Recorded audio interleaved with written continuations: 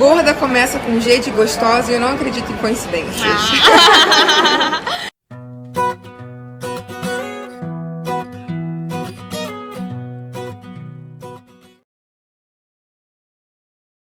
Então, Tati, vamos começar falando sobre o seu primeiro livro, Pontes de Cristal. Eu sei que muitos autores, assim, pensam que eles têm que abordar um tema só, um personagem com uma característica para passar a mensagem. E você provou que não é assim. Você conseguiu, em um só livro, abordar vários temas, várias coisas, várias características de uma personagem com ação, com envolvimento. Como foi para você abordar tudo isso no primeiro livro? Eu acho que foi um pouco difícil porque não tinha um gênero definido a história, né? Eu queria que tivesse um pouco de cada gênero que eu gosto e eu sou muito de fase. Então, assim, às vezes eu tô mais pro romance, às vezes eu tô mais pra distopia, isso depende muito. E quando eu tava escrevendo Ponte, eu queria que fosse uma personagem com uma carga emocional muito grande, que fosse um new adult, tipo, um público mais velho, mas que também tivesse um quesinho de distopia. Então eu tentei traçar um pouquinho desses gêneros e criar uma personagem que era muito complexa. A Mia, ela é muito complexa.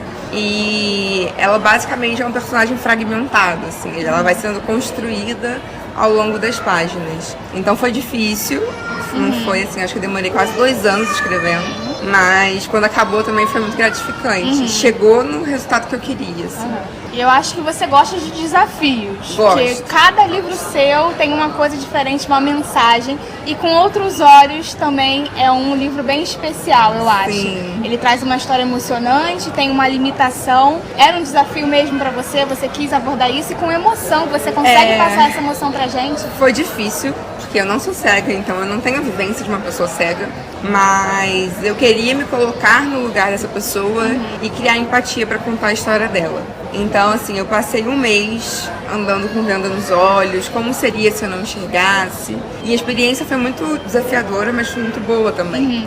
E eu queria exatamente surpreender o leitor, assim, fazer com que o leitor se colocasse na pele daquela personagem e entendesse como é o universo de alguém que enxerga literalmente com outros olhos. E aí eu resolvi fazer isso e, de quebra, ainda abordar um outro tema que só é revelado no final. E aí eu acho que quem já leu já sabe o que é. E eu achei bacana não ter a visão para poder falar sobre isso. Então foi um desafio, mas foi muito bacana e eu chorei muito escrevendo esse livro. Aí passou isso pra gente, né? Eu chorei muito, eu chorava. Cada desafio novo eu tava lá chorando, mas foi muito legal. O Você Não Está Sozinho, Você Nunca Está Sozinho, participou do Selena Gomez Fans for a Chance. Sim. Foi um livro que você escreveu justamente para esse projeto ou já eram mensagens que você gostaria de passar e você aproveitou a oportunidade? Então, essa história é meio louca, assim, a gente ainda meio que não acredita, porque o projeto, ele era minha melhor amiga. A gente tinha um projeto há anos, quando a gente era mais nova, de ajudar pessoas através dos nossos ídolos e tal, e ela começou a fazer isso no fã-clube da Selena Gomez. E aí ia ter um especial voltado pra mensagens de superação, não sei o quê, e ela perguntou se eu poderia escrever um conto. Aí eu falei, posso sim. Mas tem alguma especificação? Ah, não. Tem que ser uma história que passe uma mensagem bacana para que outras pessoas que estão passando pelo mesmo possam se identificar. E aí eu falei, ok, vou criar. E eu comecei a criar do zero, assim, não tive nenhuma outra informação. E eu resolvi criar essa personagem, né, que ela sofre com bulimia. Acontece muito isso com ela porque ela é muito preocupada com a aparência, né? Ela abandona a vida dela, que era uma vida verdadeira, por essa vida de aparência. E o mais bacana é que, assim, que eu descobri só depois de publicar o conto, é que esse conto foi publicado sem eu saber que a menina que motivou a criação desse projeto, ela sofria de bulimia. Então, assim, essa menina entrou em contato com esse fã-clube dizendo como eles estavam ajudando ela. Eu não sabia da existência dela, eu não sabia dos problemas dela. E eu acabei criando um conto que ajudou ela diretamente. Assim, né?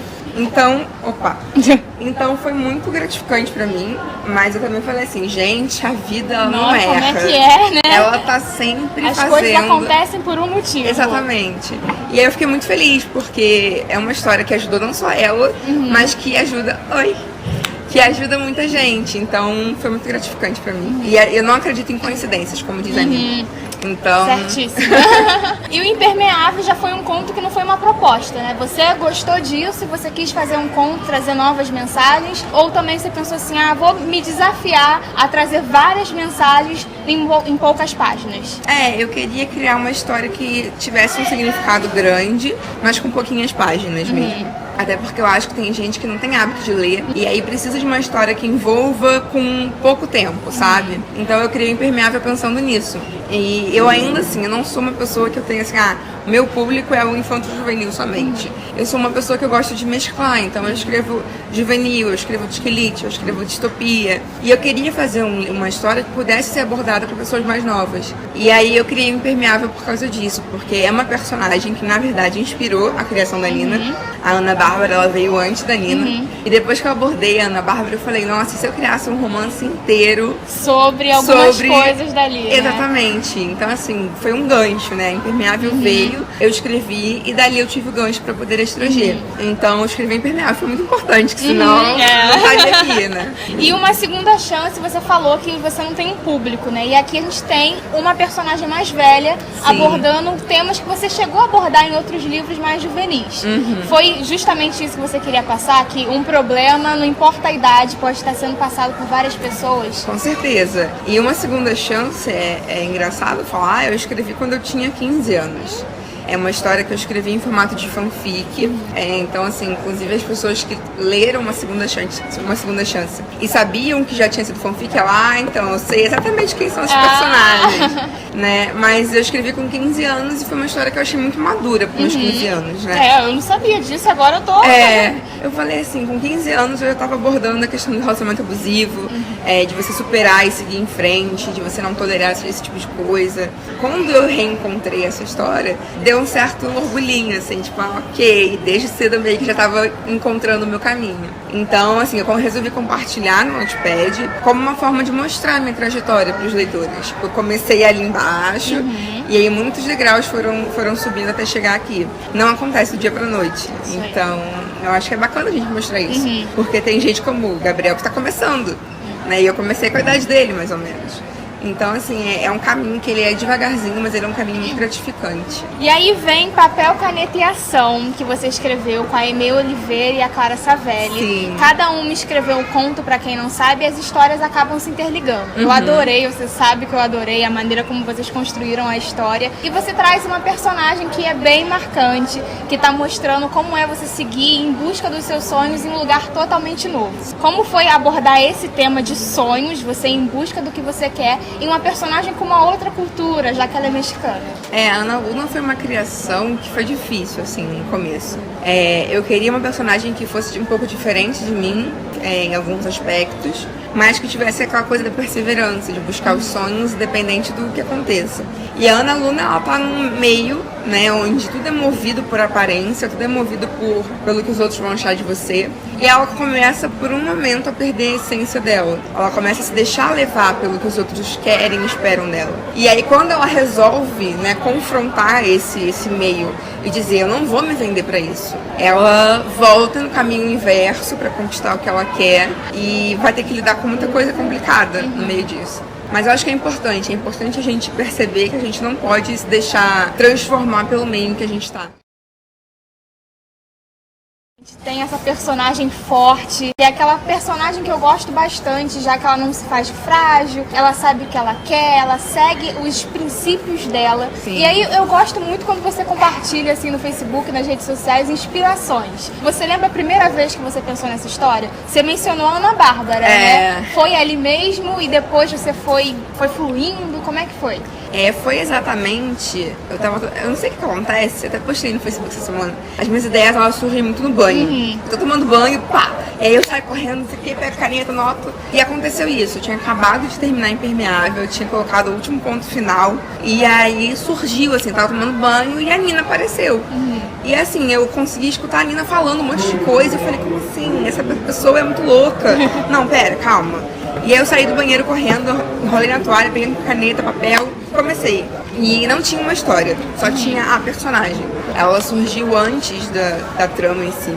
E aí eu fiquei com a Nina na cabeça, Ela já tinha nome, não sei também de onde veio, já tinha esse nome Nina. E aí surgiu, eu fiquei vários dias conversando com ela e tentando entender o que ela tava querendo me passar. E eu falei, ela tem uma história pra contar, eu só não sei qual é. E aí eu comecei a rascunhar e fazia algumas coisas, e eu não tenho exatamente como, assim, mas eu cheguei na trama, falei, é isso, essa vai ser a história dela. E aí, escritor é um bicho meio louco, né? A gente ouve vozes e fica falando sozinho. E aí, quando eu comecei a escrever, a história simplesmente fluiu, assim. Eu não tive tanto trabalho com a Nina como eu tive com a Mia, por exemplo, né? A Mia, ela me exigiu muita pesquisa, principalmente no campo de carga emocional dramática. E a Nina não. A Nina, apesar dos 92 quilos, era uma personagem muito leve, muito fácil de desenvolver. Então, eu acho que ela foi, na verdade, quem me dominou nessa história foi a Nina. Ela só foi lá contando e eu fui escrevendo. Então, foi eu muito acho legal. que mais uma vez você conseguiu abordar vários temas, né? Você conseguiu passar isso. E agora a gente sabe que teremos spin-offs. Já temos Singular, não é? Fala um pouquinho mais desse personagem e aproveitando, nessa história a gente tem vários personagens diferentes, então não é só uma personagem abordando vários temas, né? Não, quando eu comecei a idealizar o restante da história, não só a Nina,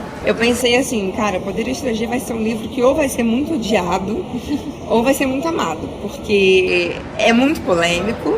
Ele tem uma coisa que é o humor, o romance, é uma comédia romântica, então é um gênero que é popular, mas com muitos outros assuntos que fazem você pensar um pouquinho. Então é uma literatura de entretenimento com um pouquinho mais. E aí eu fiquei com essa coisa na cabeça, eu falei, ou vai ter muito hater ou vai ter muito fã, e vamos que vamos, assim. Eu comecei a postar e pra minha surpresa a aceitação foi muito boa. Inclusive o que eu tive de pessoas dizendo que assim, nossa, eu nunca pensei nessa pessoa com essa vivência. E eu era contra, né? Eu não aceitava. E aí ela falou assim, mas eu li a sua história e eu criei empatia, eu passei a entender o que é a vida, a vivência dessa pessoa. Então eu acho que o Poder Estrangeiro é um livro principalmente sobre isso, sobre você se colocar no lugar do outro e você conseguir criar empatia. Então é a partir daí que vem a Nina, o Noah, a Marcela, o Nico, porque cada um tem alguma coisa que torna ele singular. Então é muito gratificante nesse sentido. Aí vamos falar um pouquinho de escrita. O que é mais difícil, começar ou terminar o livro? Terminar. Na verdade, eu acho que o mais difícil de verdade é o meio. Eu começo uma história com começo e fim. Eu sei como que ela vai começar e eu sei como vai terminar. Desenvolvimento é o Mas que... o que tem no meio dela, né? Tem até eu não lembro quem foi que falou que escrever é muito fácil, né? Você começa com uma letra maiúscula e termina com um ponto final. Difícil é o que entra ali no meio da história. E eu acho que escrever um livro é isso, assim. A gente começa com a premissa, a gente tem a premissa, e a gente provavelmente já, em alguns dias, já desenvolve o final, mas o que vai acontecer que vai levar até isso, né? Então, todos os meus livros foram assim, eles tinham começo e fim, e o meio eu precisava elaborar com mais calma. Uma pergunta que eu adoro perguntar para todos os autores que eu apresento evento, que eu entrevisto, é: qual é o privilégio de ser um autor? Privilégio? Olha, são muitos.